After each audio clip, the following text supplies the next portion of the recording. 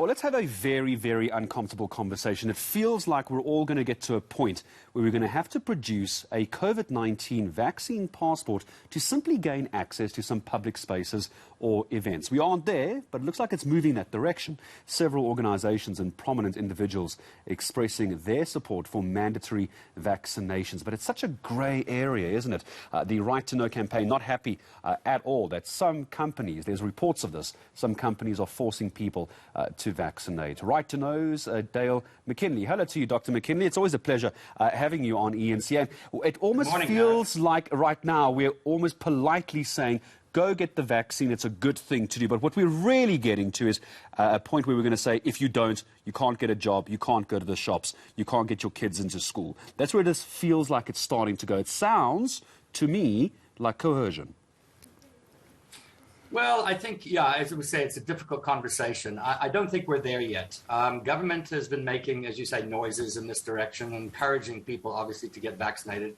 The private sector is already beginning to act to a certain extent. And I think, in some ways, the discussion about compulsory vaccinations at this stage is premature. And the reason why I say that is because it won't make any sense to make vaccinations compulsory until the vast majority of people in our country have access to vaccinations. Where it might make sense to have this conversation is in a country where 85% of your population has already been vaccinated, the vast majority, in our case, what, maybe 20% so far, if that? So when we have a discussion of compulsory under a context where 80% of the adult population is not vaccinated, that then becomes a human rights issue, it becomes a constitutional rights issue, it becomes a coercive issue.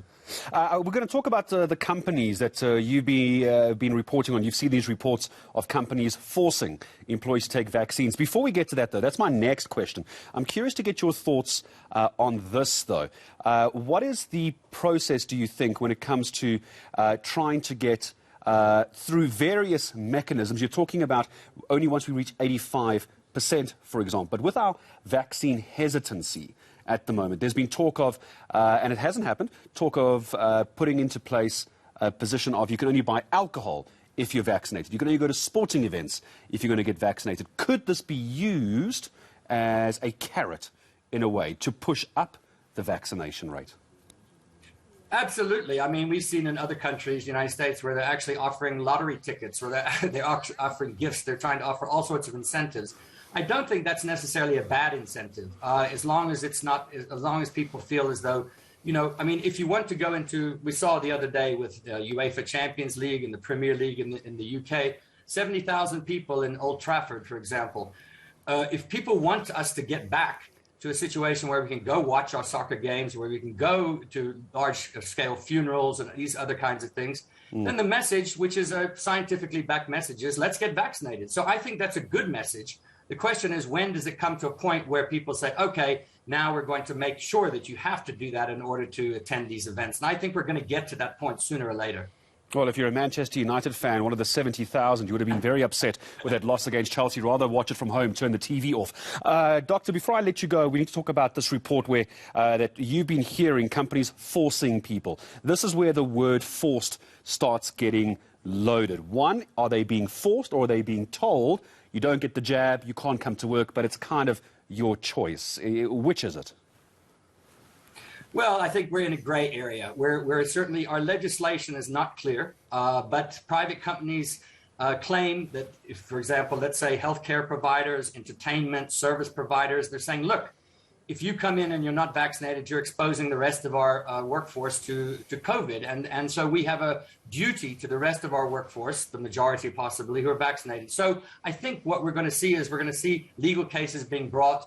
We're going to see oftentimes what happens in our country is we get there eventually through legal routes and through debate. Right now, it's a very gray area, but I think companies are going to increasingly, particularly those that are in the service and entertainment sectors, are going to continue to act on this, because there is the other side to this, and this is the debate. Is it purely an individual rights issue, or is this the case where public health and collective rights trump the individual rights? And that's a fundamentally constitutionally important question that we mustn't run away from. We mustn't at all. Doctor, time against us, just 30 seconds if you can. We know vaccines for 12-year-olds and older going to come into play very soon. Could we see an issue with children not getting into schools, perhaps, because of non-vaccination? Final question.